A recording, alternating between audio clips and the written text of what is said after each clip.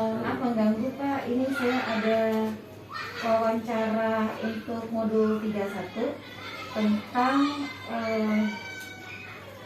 menanyakan kasus-kasus dilematis untuk kepala sekolah dari 3 orang yang harus saya ambil informasinya sebagai pembelajaran kita Pak. Maksudnya buat pengalaman yang nanti ditulis secara naratif. Kira-kira boleh nggak Pak saya tanya-tanya? Silakan. Oh, terima kasih Pak. Maaf mengganggu waktunya ya Pak ya. Langsung aja boleh Pak ya. Ya. Jadi selama ini Pak Catur pernah menemui nggak Pak masalah yang kira-kira dilema buat Bapak itu? Namanya sih istilahnya dilema etika Pak. Jadi kalau Bapak ambil putuskan ke satu pihak, buat satu pihak merasa benar, kemudian kalau Bapak memutuskan sesuatu yang lain, pihak yang lain juga gitu. Contohnya nih Pak, misalnya gitu ya, misalnya waktu di sekolah 08 mau kerjasama, kan kita benar ya Pak kerjasama. Tapi di sisi lain, komplek itu tidak membenarkan. Jadi itu gimana kasusnya itu bisa terjadi? Tapi kalau untuk Bapak kira-kira gimana? Untuk kasus lain? Kami untuk masalah bagaimana kita menyelesaikan problem yang dilematis ya. Yang pertama, setiap kepala sekolah pasti mempunyai permasalahan-permasalahan di dalam menyelesaikan problem yang dilematis. Karena di setiap sekolah di sekolah itu pasti ada karena perbedaan pendapat satu orang dengan yang lain. Kadang kita memberikan masukan kepada yang satu merasa tidak dihiraukan. Lalu kita masih ke yang satunya lagi, yang satu masih tidak dihiraukan. Jadi terkesan kita ini berat sebelah. Hanya juga mempertimbangkan ini loh, yang saya lihat si A memberikan masukan begini-begini. Sebenarnya si B merasa tidak terima masukan begini. Jadi kadang-kadang ini yang menjadi permasalahan. Kita putuskan A, ini tidak setuju, kita putuskan B, ini tidak setuju. Nah, kita harus mencari solusi, mencari jalan keluarnya. Bagaimana sih? Yang pertama ya, kita pendekatan secara personal dulu kepada si A, kepada si B. Oh, itu langkah-langkahnya. Langkahnya. Supaya nanti ada titik temu, pasti permasalahan dulu kan ada salah satu titik temu yang akan jadi solusinya. Gitu. Jadi pertanyaan tentang langkah-langkah udah dijawab ya Bapak. Mempertemukan dua belah pihak untuk mencapai satu titik solusi, itu prosedurnya Pak. Paling tidak kita mau koreksi dulu dari satu dengan yang satu. Oh, oke. Jadi boleh nggak saya sebut sebagai komunikasi? Ya, kita komunikasikan dulu dengan A dengan B. Jadi pada saat nanti sudah kita ketemu satu titik dari A si B, baru kita ketemukan. Terima kasih Pak. Jadi itu Bapak anggap efektif nggak Pak?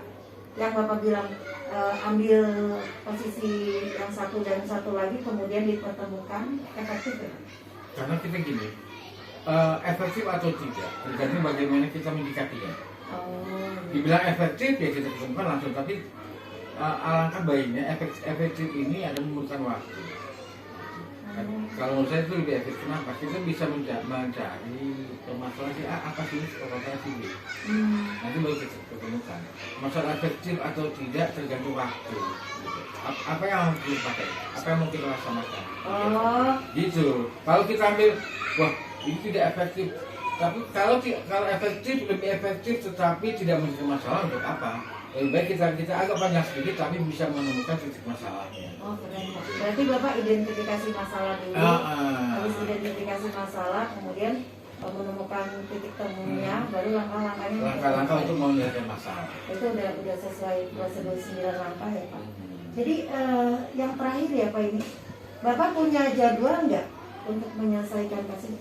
Maksudnya Bapak scheduling gitu, ini dulu prioritasnya ini. Karena di sini pertanyaan apakah Bapak memiliki sebuah tata kelola atau jadwal tertentu? Untuk permasalahan-permasalahan kan ada, kita mempunyai skala prioritas. Prioritas 1, prioritas 2, prioritas 3. Mana sih prioritas ini yang akan kita dulukan? Tentu prioritas 3 ini kita kesampaikan dulu. Kita ambil prioritas 1. Jadi untuk prioritas 1 yang memang keadaannya urgent, kita siapkan itu adalah sesuai dengan waktu. Kalau urgen baru kita, tidak semua harus permasalahan menjadi urgen. Permasalahan itu diidentifikasikan permasalahan prioritas 1, prioritas 2, prioritas 3. Jadi supaya apa? Supaya apa yang kita inginkan ini bisa terlaksana, bisa sesuai dengan apa yang kita inginkan. Contohnya prioritas 1 ya ini kita utamakan. Sambil nanti kita baru kita ini prioritas 2 dan prioritas 3. Supaya nanti secara bertahap semua permasalahan itu insya Allah bisa terrealisasi, bisa terselesaikan dengan baik dan bisa diterima oleh semuanya. Begitu juga kita mengambil keputusan juga kita pertimbangkan situasinya, kondisinya bagaimana. Iya, kayaknya udah sesuai sama ini Pak yang diajarin secara teorinya Bapak. Terakhir faktor-faktor yang mempermudah Bapak untuk mengambil keputusan kasus-kasus dilema etika ini apa? Yang paling utama adalah komunikasi. Komunikasi antara komunikasi di antara sesama. Kalau komunikasi antara bawah dan atas masih ada stuck.